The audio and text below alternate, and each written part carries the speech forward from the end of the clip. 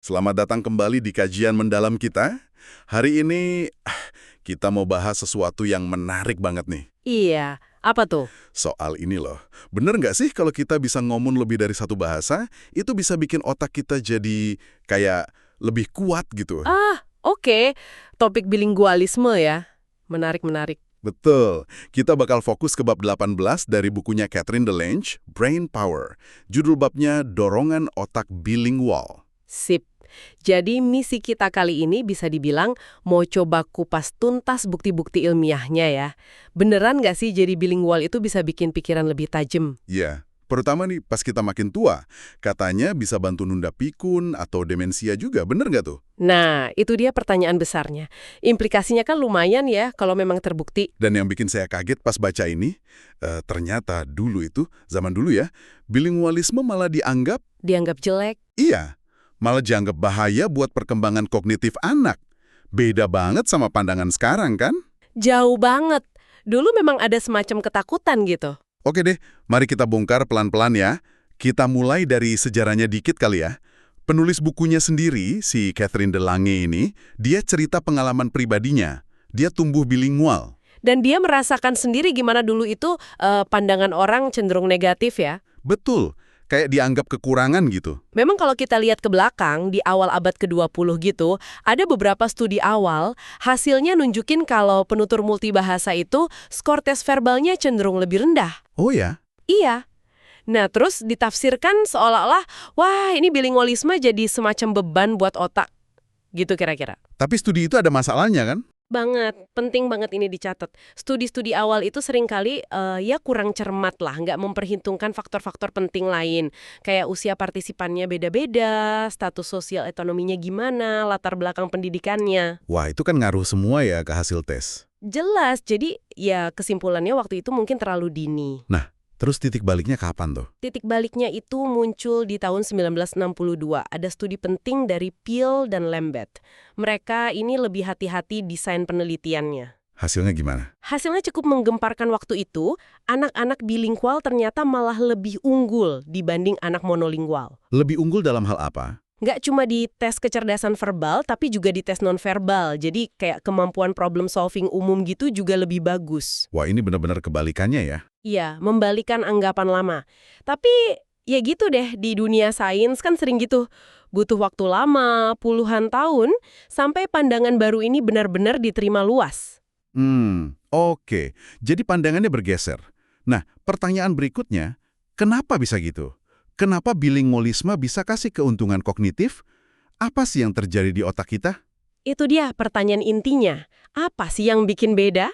Iya, kan belajar bahasa itu buat banyak orang rasanya alami aja ya. Kok bisa efeknya ke otak itu katanya lebih dalam daripada sekedar misalnya main musik atau isi TTS gitu?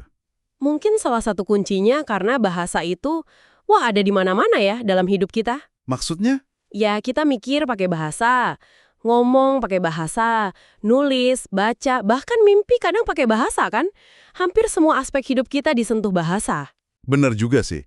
Dan itu pasti melibatkan banyak area otak kerja bareng ya. Pastinya. Nah, ada satu teori menarik nih soal kenapanya. Teorinya bilang kalau bilingualisme itu kayak ngasih latihan konstan buat otak. Latihan konstan? Maksudnya gimana? Coba deh bayangin, kalau Anda bisa dua bahasa, setiap kali mau ngomong atau mikir, otak Anda itu harus aktif milih, oke, pakai bahasa A atau bahasa B nih. Iya ya. Dan nggak cuma milih, tapi pada saat yang sama, otak juga harus neken bahasa yang nggak dipakai, biar nggak kecampur aduk gitu. Oh, jadi ada proses menekan juga ya, supaya nggak salah ngomong gitu ya? Betul. Nah, proses milih dan neken ini terjadi terus-menerus. Ini kayak workout mental yang nggak berhenti-henti. Oke. Jadi kayak otot aja dilatih terus. Mirip gitu. Dan latihan spesifik ini, katanya, ngasah banget kemampuan yang namanya kontrol eksekutif. Kontrol eksekutif, apalagi tuh? Gampangnya gini, kontrol eksekutif itu kayak manajer di dalam otak kita. Dia yang bantu kita merencanain sesuatu, fokus sama tujuan, nginget instruksi, dan ngatur banyak tugas mental sekaligus. Oke, jadi kayak pusat kendalinya gitu ya? Bisa dibilang gitu. Nah, bilingualism ini ngelatih si manajer ini terus-terusan.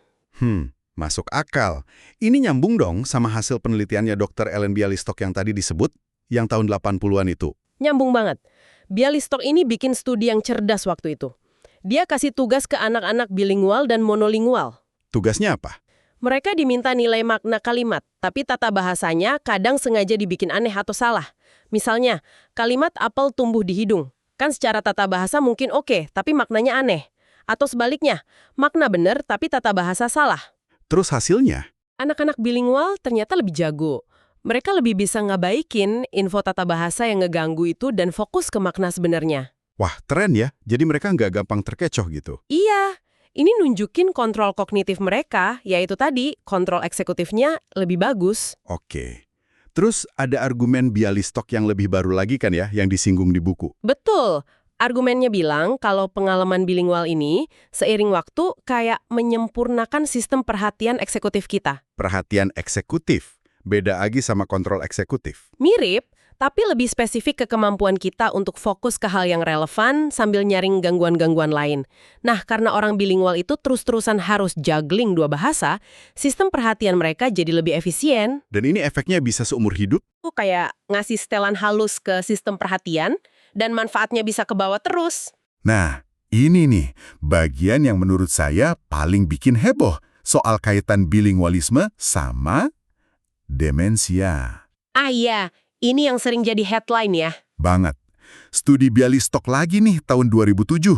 Ini jadi berita besar waktu itu. Mereka ngamatin pasien demensia di Toronto. Hasilnya gimana tuh? Hasilnya gini, kelompok pasien yang bilingual rata-rata ngalamin gejala demensia itu 4,1 tahun lebih lambat dibanding yang cuma bisa satu bahasa. 4 tahun lebih? Itu lumayan lama loh. Iya kan? Dan khusus untuk Alzheimer, bedanya malah lebih gede lagi, sampai 5 tahun. Bayangin dapat bonus waktu 5 tahun sebelum gejala muncul. Itu kan berarti banget. Signifikan sekali memang. Nah, temuan ini sering banget dikaitkan sama konsep cadangan kognitif. Cadangan kognitif, istilah ini kayaknya pernah kita bahas ya? Ya, mungkin di bab sebelumnya atau di episode lain. Cadangan kognitif itu bisa kita bayangin kayak semacam bantalan atau daya tahan mental lah. Bantalan. Maksudnya? Jadi, lewat pengalaman hidup, pendidikan, aktivitas mental yang menantang kayak bilingualisme ini, kita tuh kayak ngebangun cadangan di otak. Dah, cadangan ini bantu otak kita tetap berfungsi oke lebih lama, meskipun mungkin udah mulai ada kerusakan fisik gara-gara penuaan atau penyakit kayak Alzheimer. Oh, jadi otaknya udah mulai rusak, tapi karena ada cadangan ini, gejalanya belum muncul gitu. Tepat. Jadi, latihan mental konstan dari bilingualisme itu, terutama latihan kontrol eksekutif dan perhatian tadi, dianggap salah satu cara efektif buat ngebangun cadangan ini, bikin otak lebih tahan banting. Menarik banget konsepnya. Tapi, tunggu dulu deh. Nunda ginjal sampai 4 atau 5 tahun itu kan kedengarannya bagus banget ya. Tapi, seberapa yakin sih kita kalau ini murni efek dari bahasa? Buku ini kan juga jujur bilang kalau ada perdebatan. Betul, ini poin penting. Memang ada perdebatan. Katanya ada penelitian lain yang coba ngulang studinya Bialystok, tapi hasilnya nggak persis sama ya, gagal replikasi gitu. Iya, ada beberapa studi yang hasilnya nggak sekuat temuan awal Bialystok, atau bahkan nggak nemuin efek yang signifikan. Nah, ini yang bikin diskusinya jadi panas di kalangan peneliti. Seberapa kuat sih efek perlindungan ini sebenarnya? Terus, kenapa hasilnya bisa beda-beda gitu? Nah, ini masuk ke isu confounding factors, atau faktor pembaur. Susah banget, apalagi di studi yang dilakukan di negara barat kayak Kanada tempat studinya Bialystok itu. Susahnya di mana? Susah misahin efek murni dari bilingualism sama faktor lain yang seringkali nempel sama orang bilingual di sana. Misalnya, kebanyakan bilingual di sana kan imigran. Ah, iya juga ya. Nah, pertanyaannya, manfaat yang kelihatan itu karena dia bilingual atau karena dia imigran? Mungkin imigran itu secara umum mentalnya lebih tangguh karena harus adaptasi sama lingkungan baru. Bisa jadi. Atau mungkin karena tingkat pendidikannya beda. Atau kecerdasan bawaannya. Persis. Itu semua faktor pembaur yang sulit banget dikontrol dalam penelitian. Jadi memastikan hubungan sebab akibatnya itu ya jadi tantangan besar. Oke, jadi karena di barat itu situasinya rumit ya, banyak faktor campur aduk. Terus gimana dong cara mastiinnya? Peneliti mulai cari akal. Mereka coba cari lokasi penelitian di mana bilingualism itu lebih biasa aja, nggak selalu nempel sama status imigran atau tingkat pendidikan tinggi. Dan ketemulah India. Tepat, disinilah studi di India jadi krusial banget. Buku ini nyebutin penelitiannya Dr. Thomas Bach dari Edinburgh sama Dr. Suvarna Aladi dari Hyderabad, India. Kenapa India dianggap lokasi yang bagus? Karena di India itu bisa ngomong lebih dari satu bahasa tuh umum banget. Terjadi di semua lapisan masyarakat. Nggak kayak di Barat yang kadang bilingualisme itu identik sama kelompok tertentu. Jadi di sana orang biasa pun banyak yang bilingual ya? Iya, bahkan orang yang mungkin pendidikannya nggak tinggi, atau maaf, buta huruf sekalipun, bisa jadi ngomong 2 atau 3 bahasa. Ini kan bantu banget ngurangin bias dari faktor pendidikan atau status sosial tadi. Oke. Jadi lebih murni gitu ya ngelihat efek bahasanya. Terus, apa hasil studi mereka di India? Mirip nggak sama yang di Kanada? Nah, ini dia yang bikin tambah menarik. Studi mereka ini ngelibatin sekitar 600 pasien demensia di Hyderabad, dan hasilnya ternyata mirip banget sama temuannya Bialystok di Kanada. Serius? Berapa bedanya? Pasien yang bilingual di Hyderabad itu rata-rata ngalamin gejala demensia sekitar 4,5 tahun lebih lambat dibanding yang monolingual. Wah, 4,5 tahun? Angkanya dekat banget sama yang 4,1 tahun di Kanada ya? Iya, mirip banget. Konsistensi hasil dari 2 tempat yang budayanya, kondisi sosialnya beda jauh kayak Kanada dan India ini, itu ngasih dukungan yang jauh lebih kuat buat argumen awal. Jadi ini kayak mengkonfirmasi kalau manfaat ini bukan cuma karena jadi imigran atau sekolah tinggi ala barat gitu ya? Kelihatannya begitu. Ini nunjukin ada sesuatu yang lebih mendasar tentang penggunaan 2 bahasa itu sendiri yang ngasih efek perlindungan ke otak. Ini penemuan yang penting banget sih menurut saya. Setuju. Ini bikin argumen pro-bilingualisme jadi lebih kuat ya. Tapi pasti masih banyak pertanyaan lain kan ya? Nggak sesimpel itu aja. Tentu. Masih banyak nuansa yang perlu kita gali lebih dalam lagi. Misalnya nih, pertanyaan praktis yang sering muncul. Gimana kalau kita baru belajar bahasa kedua pas udah tua? Masih ngaruh nggak? Pertanyaan bagus. Buku ini bahas itu juga. Kabar baiknya, katanya sih belajar bahasa di usia lanjut tetap bisa ngasih manfaat kognitif. Oh iya, ada syaratnya nggak? Ada. Syaratnya ya harus dipraktekkan secara teratur. Studi yang dikutip di situ nyaranin minimal sekitar 5 jam seminggu lah, biar mulai kerasa efeknya. Jadi nggak bisa cuma les minggu sekali, terus udah. Oke, jadi harus konsisten ya. Terus, ini nih yang saya penasaran. Kan banyak tuh orang Indonesia yang ngomongnya suka campur-campur, bahasa gado-gado gitu. Itu gimana? Dapat manfaat juga nggak? Nah, ini menarik nih. Ternyata, menurut buku ini, kebiasaan nyampur bahasa gitu kayak Franglish atau ya bahasa kita yang sering campur Inggris dikit-dikit, itu pun tetap ngasih keuntungan kognitif. Loh, kok bisa? Bukannya itu malah dianggap nggak bagus ya? Ya, mungkin dari segi kebahasaan murni ada yang kurang srek ya. Tapi dari sudut pandang otak, proses mental buat switch atau beralih antar kosakata atau struktur dari 2 bahasa itu tetap terjadi. Dan itu yang latih otak. Wah, jadi kebiasaan Jaksel ada manfaatnya juga buat otak ya? Haha, bisa jadi. Ada latihan otaknya di situ. Oke. Terus, soal jumlah bahasa. Kalau bisa 3, 4, atau 5 bahasa, makin bagus dong efeknya. Lebih kuat lagi gitu.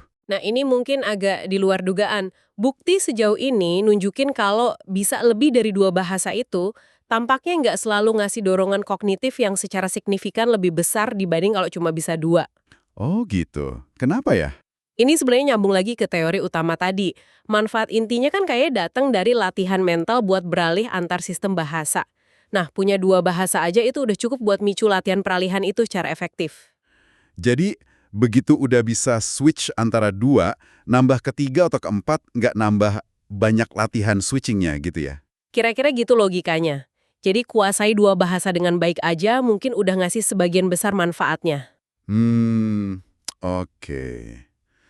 Tadi kan kita bahas bukti dari perilaku, dari tes, dari pengamatan populasi. Terus ada nggak sih bukti yang langsung dari dalam otaknya?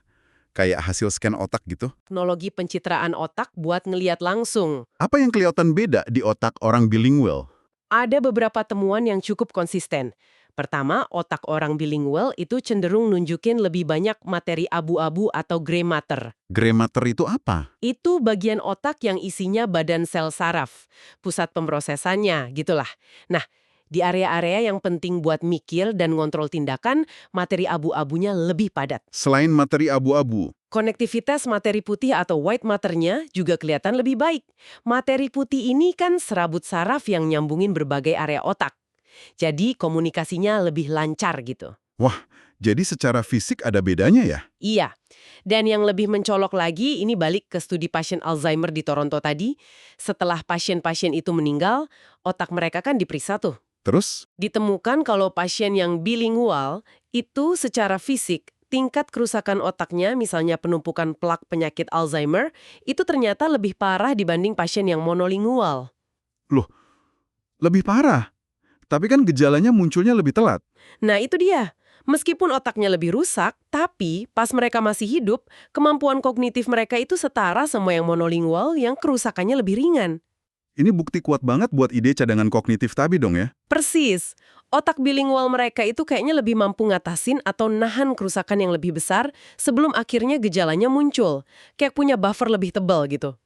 Ada penjelasan lain nggak selain cadangan kognitif? Ada juga beberapa petunjuk awal, tapi ini masih perlu diteliti lagi soal kemungkinan kaitan dengan kadar protein tau, protein lain yang terkait Alzheimer, yang katanya lebih rendah pada bilingual. Tapi ini masih belum pasti ya. Oke, jadi banyak banget ya lapisannya. Kalau kita coba rangkum nih, gimana kesimpulan kasarnya? Iya, kalau dirangkum. Bukti yang ada dari macam-macam studi perilaku, populasi, scan otak, itu ngasih indikasi yang lumayan kuat lah ya kalau ada manfaat kognitif beneran dari bilingualisme. Terutama di usia lanjut ya? Iya, manfaatnya kayaknya paling kelihatan di usia lanjut, termasuk potensi buat nunda munculnya gejala demensia. Tapi ya kita juga harus ingat, ini kompleks banget. Kompleksnya gimana? Ya, bahasa itu kan nggak berdiri sendiri. Nempel banget sama faktor lain, kayak pendidikan, status sosial, kecerdasan bawaan, bahkan kepribadian orang. Terus cara orang pakai dua bahasanya juga beda-beda banget.